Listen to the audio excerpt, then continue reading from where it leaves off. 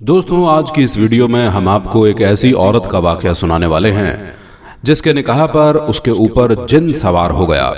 फिर उस जिन ने उस औरत के साथ क्या किया, उसे देखकर सभी लोगों की आंखें फटी की फटी रह गई। दोस्तों, ये वीडियो आपको हैरान कर देगी। आपसे गुजारिश है कि इस वीडियो को आखिर तक जरूर देखते रहिएगा और वीडियो को लाइक करने के साथ ही चैनल को सब्सक्राइब भी जरूर कर लें। प्यारे दोस्तों, ये वाकया एक आलिम ने सुनाया है। ये वाकया हम उन्हीं की जुबानी आपको सुनाते हैं। वो बताते हैं कि मेरी जिंदगी में इंसान और जिन्नातों के साथ बहुत सारे वाकये पेश आए हैं, लेकिन ये वाकया एक ऐसा था कि इसमें खुद उस औरत को भी जिन से मोहब्बत थी, बल्कि वो औरत अपने शौहर से बहुत ही ज्यादा नफरत करती थी और अपने शौहर को अपने करीब तक नहीं आने देती थी।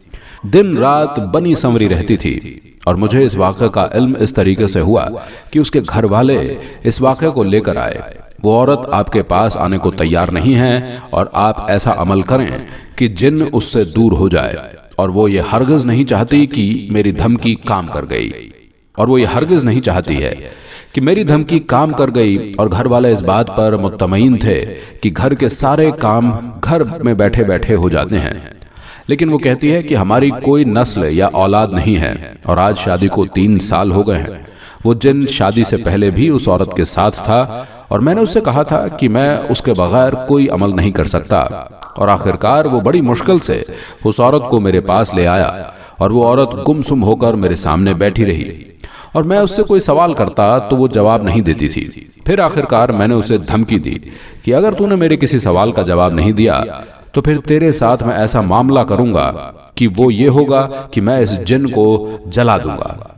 और फिर मैंने ये पूछा कि ये जिन तेरे पास कैसे आया। तो वो लड़की कहने लगी कि मैं 17 साल की थी और तब मुझे महसूस हुआ कि मेरे बिस्तर में मेरे अलावा कोई और भी है और मेरे बदन पर हाथ फेर रहा है। मुझे डर और खौफ महसूस हुआ। मैंने अपनी वालिदा से पहले तो ये बात नहीं की और आखिरकार मैंने एक दिन कह दिया और मेरी वालिदा ने कहा कि नहीं, ये तेरा वहम है। मेरा हर काम खुद ब खुद होने लग जाता था। मैं पानी की ख्वाहिश करती हूँ तो पानी से भरा गिलास मेरे सामने आ जाता है। बाज़ औक़ात लाइट जलाने या बुझाने की सूरत में लाइट खुद जल और बुझ जाती है। मुझे एहसास होना शुरू हो गया था कि कोई जिन मेरे साथ रहता है। पहले मुझे खौफ महसूस हुआ, लेकिन ये खिदमत कोई ऐसी चीज थी कि आहिस्ता आहिस्ता मेरे अंदर का खौफ खत्म होना शुरू हो गया। और एक वक्त मेरे ऊपर ऐसा आया कि मेरे ऊपर बेचैनी, बेख्याली और बेकरारी से उस जिन का मुझे इंतजार होने लग गया। और जब मेरे काम खुद नहीं होते थे तो मैं समझ जाती थी कि वो जिन मेरे पास नहीं है, वो कहीं दूर गया हुआ है। दोस्तों, उस लड़की ने आलिम साहब को ये बातें बताई कि मैं उससे बातें भी करने लगी और मुझे सरसराहट हवाओं में और हवा के झोंकों में इन बातों का जवाब मुझे मिलता रहता था और मैं उसको बिल्कुल महसूस भी कर सकती थी। वो इंसान की शक्ल में आता था और इंसान की शक्ल में आने के बाद उसने मेरे साथ वो ताल्लुक कायम किया जो मैं जुबान पर नहीं ला सकती।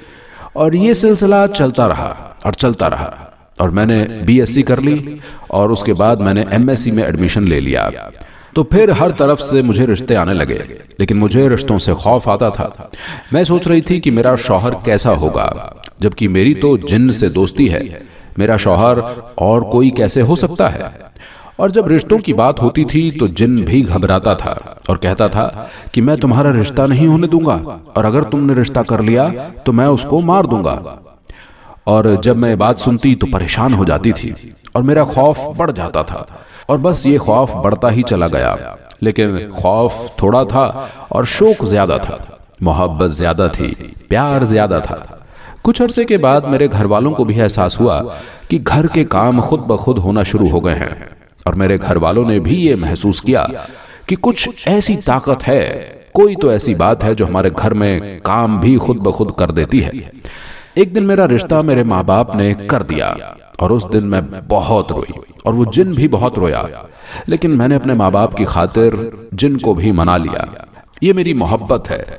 अगर मैंने रिश्ता नहीं किया तो मेरी माँ जो दिल और गुर्दे की मरीज हैं वो मर जाएंगी। दोस्तों, वो लड़की कहती है कि मैंने जैसे तैसे उसको राजी किया और मैंने उससे वादा किया कि मैं तुझसे जुदाई बर्दाश्त नहीं करूंगी।